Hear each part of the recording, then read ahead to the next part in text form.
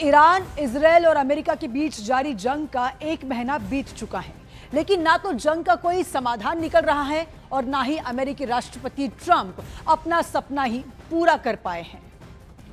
तो देखिए, ट्रंप ने ईरान से अली खामेनेई सरकार को उखाड़ फेंकने की कसम खाई थी, लेकिन उनका यह सपना पूरा नहीं हो पाया और अब मुज्तबा खामेनेई सुप्रीम लीडर हैं।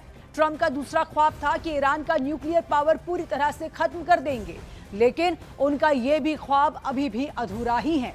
इसके अलावा ईरान पर हमले के बाद बंद हुए स्ट्रेट ऑफ हॉर्मुज को खुलवाने के लिए भी ट्रंप पूरा जोर लगा चुके हैं, लेकिन ईरान अमेरिका के लिए हॉर्मुज खोलने पर कतई राजी नहीं है।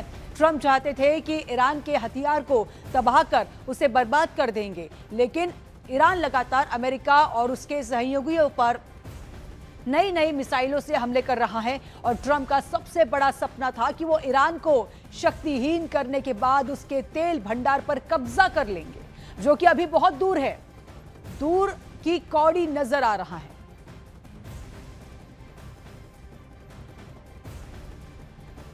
तो ट्रंप ने हॉर्मुज पर एक बार फिर ईरान को चेताया है। ट्रंप कहते हैं कि हम अभी बातचीत कर रहे हैं, ईरान को हॉर्मुज खोलना ही होगा, यह ट्रंप की ओर से दावा किया गया। ट्रंप ने हॉर्मुज को स्ट्रेट ऑफ ट्रंप कहा, जबकि स्ट्रेट ऑफ ट्रंप कहने पर खेद भी जताया हुआ है।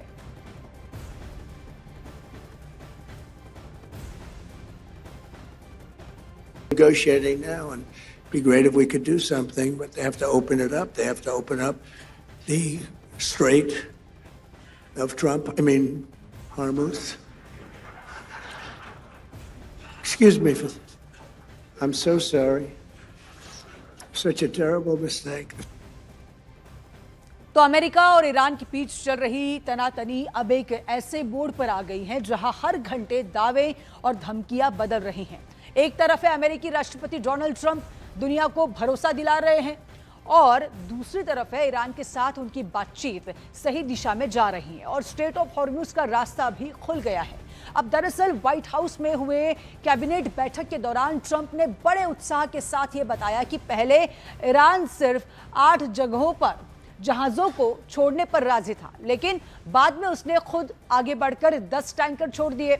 इतना ही नहीं, ट्रंप ने यह भी कहा कि दावा कर दिया कि ईरान की गुजारिश के बाद ही उन्होंने उनके ऊर्जा ठिकानों को तबाह करने का अपना प्लान जो है फिलहाल 10 दिनों के लिए टाल दिया है। और चौंकाने वाली बात तो यह है कि मीटिंग के दौरान ट्रंप ने स्ट्रेट ऑफ हॉर्मुज को ट्रंप स्ट्रेट तक कह दिया। हालांकि बाद में उन्होंने इसके लिए माफी भी मांगी, लेकिन ट्रंप का यह उत्साह ज्यादा देर तक नहीं टिका।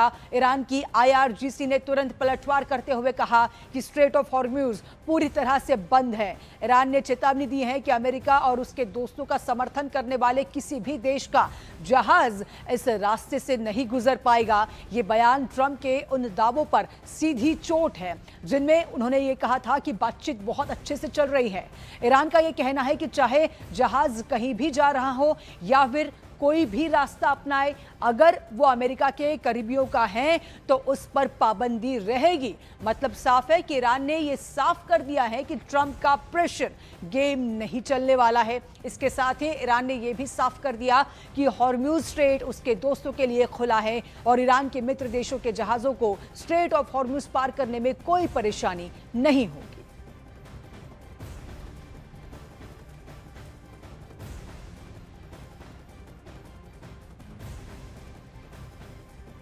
तो हॉर्मुज खुलवाने में नाटो देशों से मदद ना मिलने पर ट्रंप बेहद खफा है। ट्रंप की ओर से बार बार अपील के बावजूद नाटो के देश हॉर्मुज खुलवाने में सामने नहीं आए। इसी बात से ट्रंप तिलमिलाए गए हैं। ये बड़ी खबर हम आपको बता रहे हैं और इसीलिए ट्रंप ने नाटो को लेकर एक नया बयान जारी कर दिया है।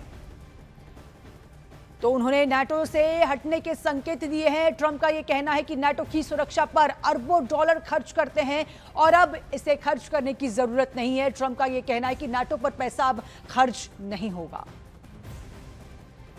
I think a tremendous mistake was when NATO just wasn't there. They just weren't there. It's going to make a lot of money for the United States because we spend hundreds of billions of dollars a year on NATO. Hundreds of protecting them. And we would have always been there for them. But now, based on their actions, I guess we don't have to be, do we?